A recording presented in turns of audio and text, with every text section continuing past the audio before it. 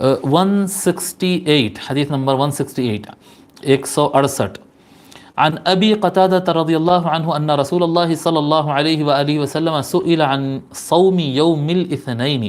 حضرت ابو قتادہ رضی اللہ تعالیٰ روایت فرماتے ہیں کہ رسول اللہ صلی اللہ علیہ وآلہ وسلم سے پوچھا گیا پیر کے دن کے روزے سے متعلق.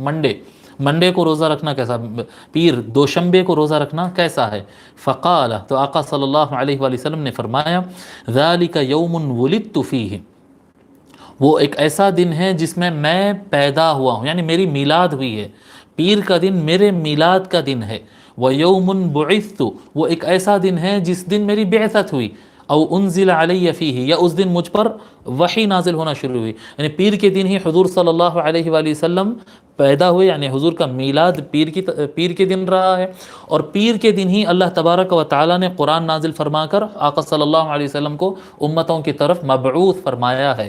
جی، تو اللہ تبارک و تعالیٰ کے شکرانے کے طور پر آقا صلی اللہ علیہ وآلہ وسلم وہ پیر کے دن کا روزہ رکھتے تھے. ذالک یوم ولدت فیہ، یہ حضور صلی اللہ علیہ وسلم کے خود کا میلاد کا اہتمام کرنے سے متعلق یہ بیان ہے کہ حضور بھی اس کا اہتمام کرتے تھے، پیر کا روزہ رکھتے تھے، اور امت کے لیے بھی یہ سنت ہو گیا پیر کے دن. اور میرے استاد محترم کہتے تھے کہ پیر کو پیر کیوں کہا جاتا ہے؟ اتفاق سے شیخ الحدیث صاحب کا تذکرہ 2 مرتبہ آ گیا ہے کہ درس میں. شیخ الحدیث مولانا خواجہ شریف صاحب فرماتے تھے کہ آپ لوگ غور کرو، ہمارے پاس یہ جو ہفتے کے دن ہوتے ہیں اس میں پیر کہتے ہیں منڈے کو. جی، ہفتہ، اتوار، پیر، منگل، چہارشنبہ، جمعرات، جمعہ. تو پیر کیوں کہتے ہیں؟ پیر کس کو کہتے ہیں؟ جو انسانات رہتے ہیں، انسانوں میں پیر کس کو کہتے ہیں؟ جو بزرگ اور بڑا ہو، جس کو بزرگ اور بڑا مانتے ہیں اس کو پیر کہتے ہیں. یعنی مرشد کو کیا کہتے ہیں؟ پیر و مرشد. یہ ہمارے بزرگ اور بڑے اور مرشد ہیں ہمارے. پیر بزرگ کو کہتے ہیں. تو سارے دنوں میں جمعہ کی خصوصیت یہ ہے، جمعہ کو عید ڈکلیئر کیا گیا کیونکہ اس دن حضرت آدم علیہ السلام پیدا ہوئے تھے.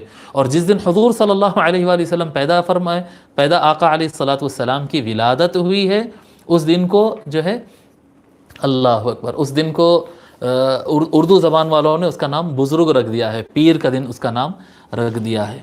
ویسے بھی اور بھی چیزیں ہیں اس کے اندر تھوڑا مزے کی. یوم الاثنین کہتے ہیں اسے، اثنین کا دن. یعنی اللہ تبارک و تعالیٰ کے بعد تو بعد از خدا بزرگ تو، یہ قصہ مختصر. اللہ تعالیٰ کا مقام سب سے اعلیٰ ہے، اور اللہ کے بعد اگر کسی کا کوئی مقام ہے تو وہ آقا علیہ الصلوۃ والسلام کا. بہرحال کئی باتیں اس میں اور آتی ہیں. ٹھیک ہے، اس حدیث کو، یہ جو حدیث ابھی ہم پڑھے اس کو امام مسلم، نسائی اور امام احمد بن حنبل نے روایت کیا.